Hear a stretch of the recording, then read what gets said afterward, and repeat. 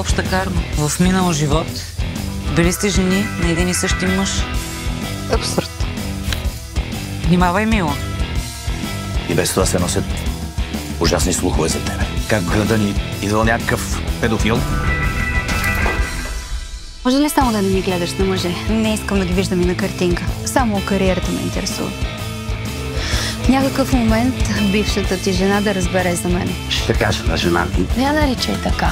Сега аз съм истинската ти жена. Мъжът ми се оказа пълен нещастник. Разпивай, моля. Шакна си ти. Не, морен съм. Защо? Какво стана? През цялото време ми се неверява.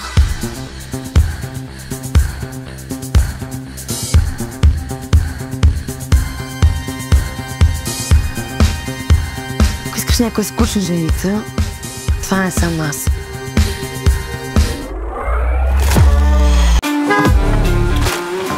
Аз съм лъж. За нас е просто секс. Ние не влагаме нищо. А тия деца, без секс ли ще ги правим?